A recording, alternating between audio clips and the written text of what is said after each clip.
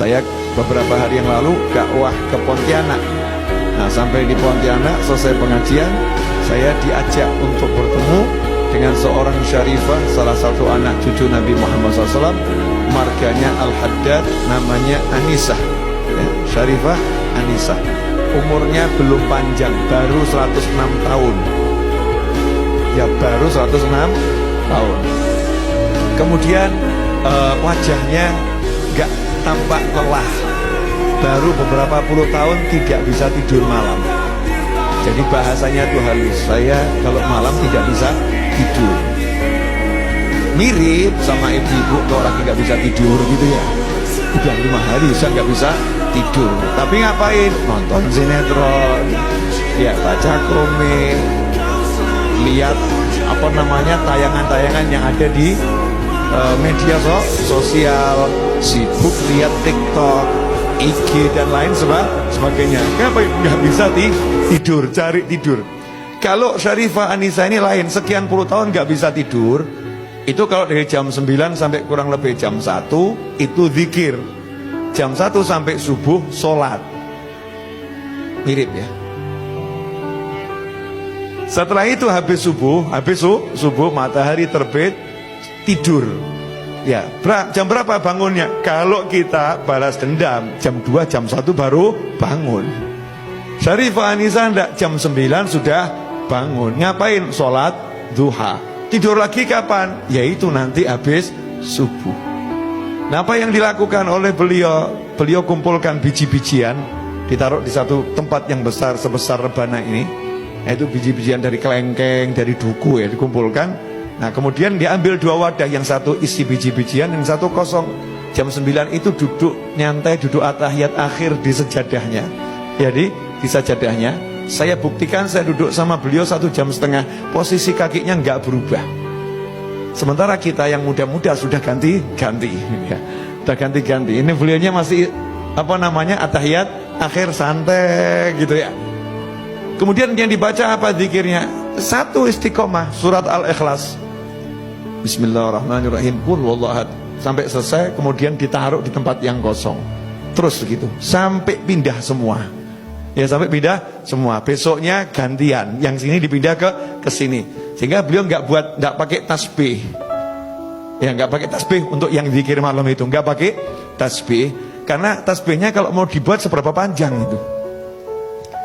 Praktisnya ditaruh tempat ya, tempatnya itu yang jadi tasbih, muter, jadi pindah tempat. Nah, ini namanya tempat berjalan ya, tasbih tempat. Ditanya sama anak-anaknya, yang anaknya jumlahnya 5, cucunya kurang lebih 20-30, cicitnya baru 50. Baru sedikit. Jadi kalau kumpul nggak usah ngundang-ngundang orang, sudah penuh. Ya, kalau diundang makan semua cucu cicitnya ikut, selesai itu. Rame.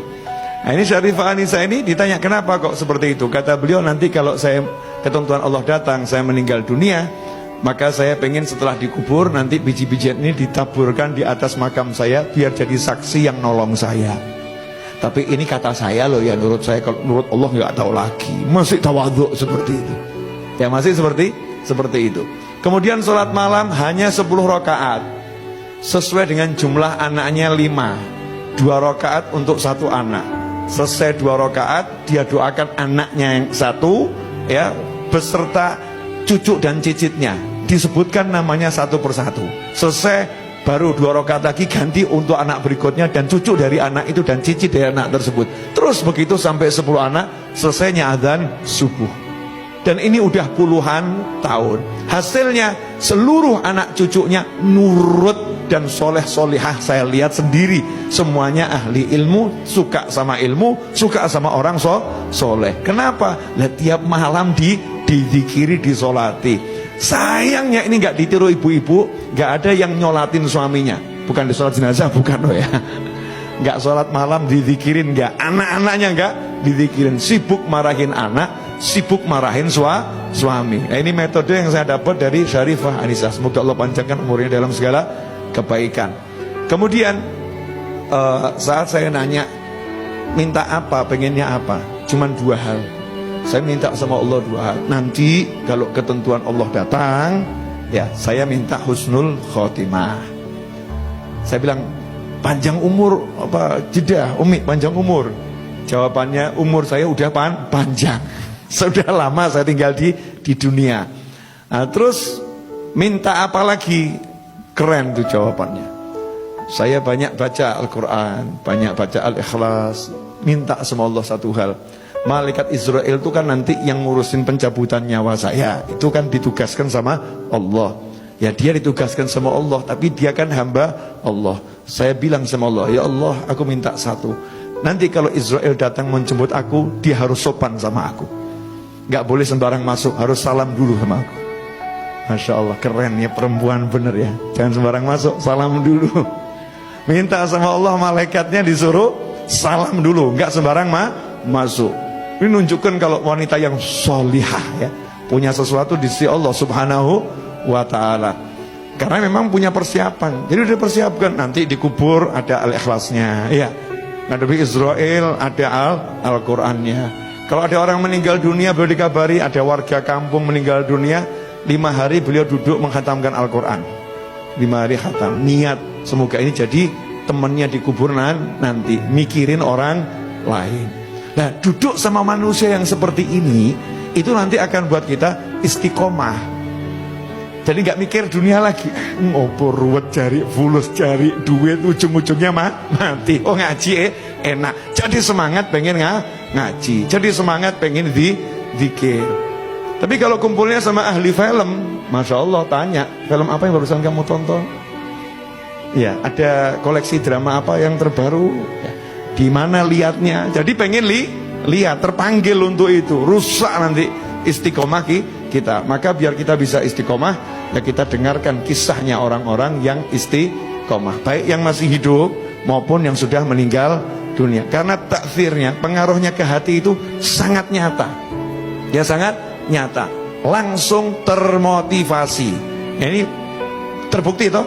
Antum semua kan tiba-tiba jadi semangat ya, muncul mau begini, mau begini, mau begini, dan lain sebagainya. Kemudian Sarifah Anisah ini minta sama Allah agar tidak meninggal di rumah sakit.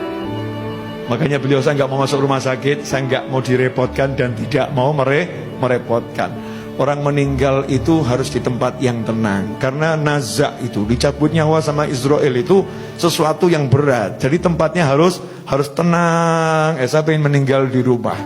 Makanya saya nggak keluar kemana-mana. Jadi hidupnya nunggu Israel alaihissalam. Tapi nunggunya sama sholat ngaji, sholat ngaji, sholat ngaji, sholat ngaji. Sementara kita belas nggak nunggu. Ya, nggak nanti. Padahal itu pasti. Nggak punya persiapan khusus ya. Persiapan apa untuk menghadapi Israel alaihissalam? Ya, minimal kalau nyebut nama malaikat Israel, sebut alaihissalam. Kita kirim salam terus, untuknya salam, untuknya salam. Nanti kalau datang kepada kita, ya assalamualaikum dulu gitu ya. Nah, nggak pernah dikasih salam ya, tahu-tahu masuk aja. Tapi kalau kita sering kasih salam ya, Israel alaihissalam, insya Allah nanti Allah izinkan kita kelak setelah panjang umur fitaatillah, meninggal husnul khotimah, dijemputnya dengan cara yang indah, yang bagus, yang baik.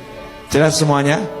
Ya, jadi kumpul ya, cari kisah-kisah orang-orang yang ahli istiqomah. Itu akan membangkitkan semangat kita untuk istiqomah. Dan salah satu amal yang kita harus paksakan istiqomah, karena itu mudah, adalah sholawat. Adalah sholawat. Paling sedikit 10 di pagi hari, 10 di sore hari. Paksakan itu.